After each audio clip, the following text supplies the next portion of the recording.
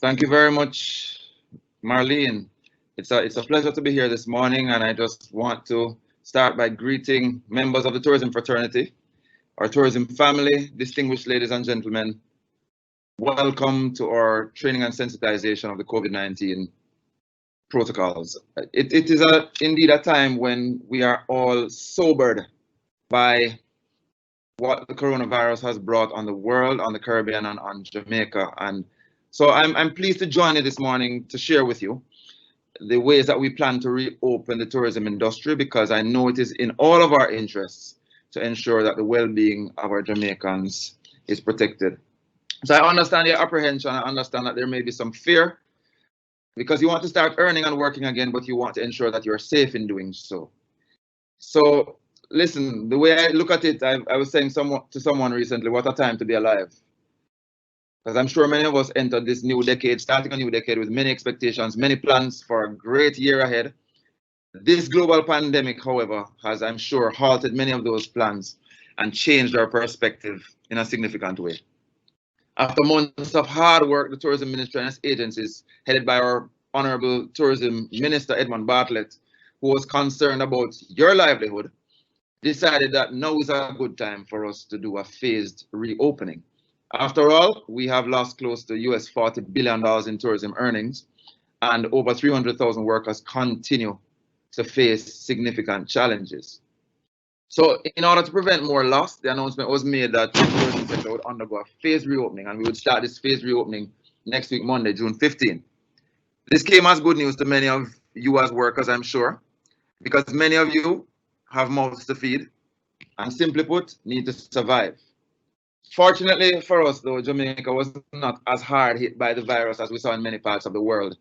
And so we saw opportunities to safely re-energize the economy. I want to emphasize safely re-energize the economy, one that mostly depends on tourism.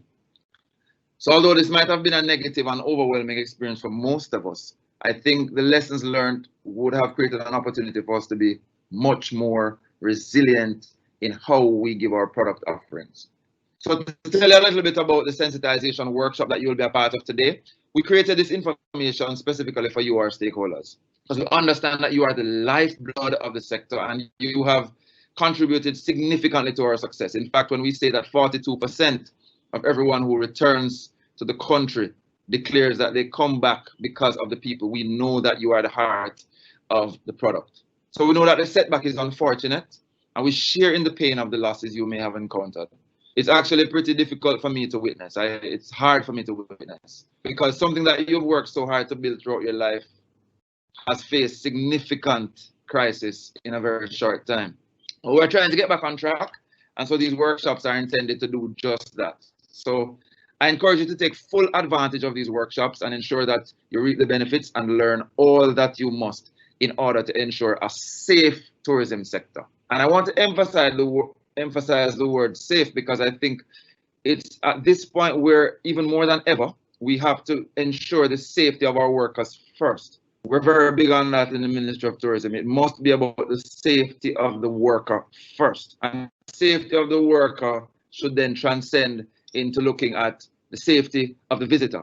And then what we ensure is that the entire spaces within which you operate provide a safe haven. And so even as we speak, our product quality team would be out there looking at the physical plants in which many of you are intended to go back to work in, ensuring that the necessary infrastructure is put in place, that you have sufficient PPEs, and that all is in place for you, our valued tourism workers.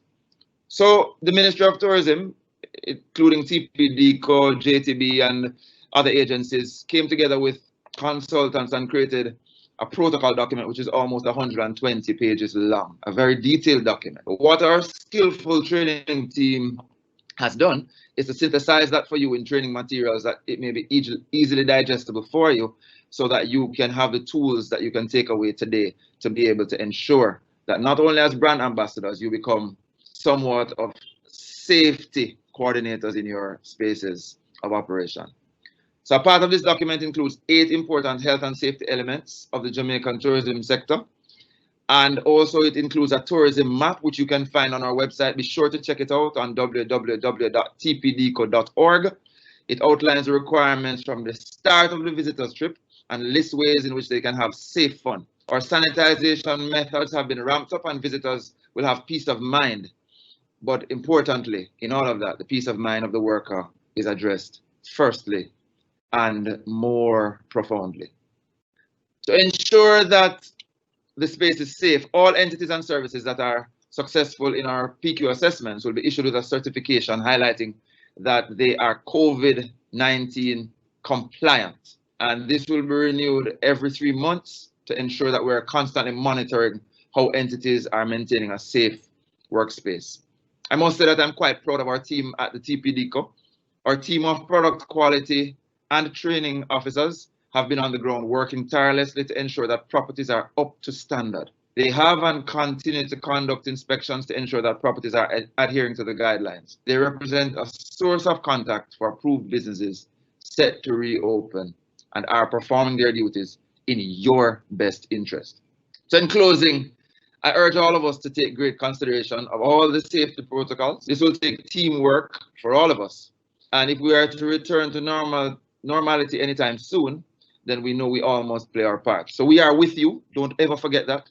We understand your plight, and we must ensure that you can truly benefit from our efforts. So I implore you, take this exercise seriously. Place all your energy and efforts in learning about and sticking to the requirements. Not everyone will be able to start operating in phase 1, but with your support and with your positive response, we look forward to reopening a resilient and safe industry to the benefit of our country. Thank you and God bless you.